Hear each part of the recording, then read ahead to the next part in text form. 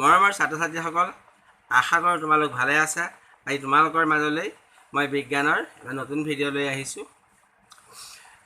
আমি প্ৰথমে আলোচনা কৰিম পৰমাণু সংখ্যাৰ বিষয়ে। পৰমাণু সংখ্যা বা পৰমাণু ক্ৰমাংক, ইংৰাজীত এটমিক নাম্বাৰ বুলি কয়। পৰমাণু সংখ্যানো কি? চোৱা, মৌল এটাৰ পৰমাণুৰ নিউক্লিয়াছত থকা প্ৰোটনৰ সংখ্যাটোকে মৌলটোৰ পাৰমাণৱিক সংখ্যা বোলে। এটা মৌলৰ সকলোবোৰ পৰমাণুৰ নিউক্লিয়াছত সদায় সমান সংখ্যক প্ৰোটন থাকে। মৌল এটাৰ পৰমাণু সংখ্যাক ইংৰাজী জেড আখৰেৰে লিখা হয়। হাইড্ৰজেনৰ বাবে জেড সমান 1, অৰ্থাৎ হাইড্ৰজেনৰ পৰমাণুৰ নিউক্লিয়াছত এটা প্ৰোটন থাকে।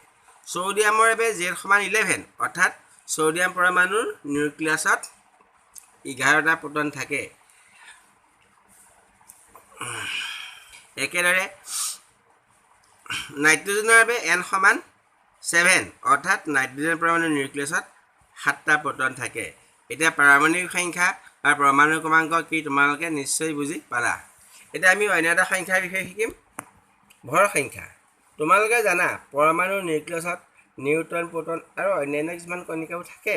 এতিয়া পৰমাণু এটাৰ নিউক্লিয়াছত থকা প্ৰোটন আৰু নিউট্ৰনৰ সংখ্যাৰ যোগফলটোক পৰমাণুটোৰ ভৰ সংখ্যা বোলে। অৰ্থাৎ ভৰ সংখ্যা মানে মৌল এটাৰ পৰমাণুৰ নিউক্লিয়াছত থকা প্ৰোটনৰ সংখ্যা যোগ নিউট্ৰনৰ সংখ্যা।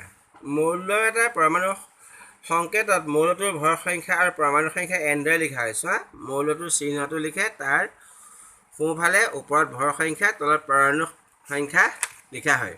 উদাহৰণস্বৰূপে চোৱা, নাইট্ৰজেনৰ সংকেতটো আমি এনেদৰে লিখিলোঁ 17, তলত 7 লিখিলোঁ। ইয়াৰ অৰ্থ নাইট্ৰজেনৰ ভৰ সংখ্যা 14 আৰু পৰমাণু সংখ্যা 7। গতিকে তোমালোকে ইয়াৰ পৰা গম পালা নাইট্ৰজেনৰ পৰমাণুৰ নিউক্লিয়াছত বা নাইট্ৰজেনৰ প্ৰোটনৰ সংখ্যা 7টা আৰু নিউট্ৰনৰ সংখ্যা 14ৰ পৰা 7 বিয়োগ কৰা কিমান পাবা? 7টাই পাবা। একেদৰে কাৰ্বন 612, ইয়াত অৰ্থ হ'ল কাৰ্বনৰ পৰমাণু সংখ্যা 6 আৰু ভৰ সংখ্যা 12। আজি তোমালোকক মই পৰমাণু সংখ্যা, ভৰ সংখ্যা বিষয়ে ক'লোঁ। কাইলৈ তোমালোকক মই একেটা ভিডিঅ'তে মৌলৰ আইচ'ট'প আৰু আইচ'বাৰৰ বিষয়ে আলোচনা কৰিম। তোমালোকে ভিডিঅ'টো চাই যদি ভাল পাইছা বা কিবা বুজিব পাৰিছা, ভিডিঅ'টো লাইক কৰিবা আৰু মোৰ চেনেলটো ফান উইথ মেথমেটিক্স ছাবস্ক্ৰাইব কৰি নাপাহৰিবা। ধন্যবাদ।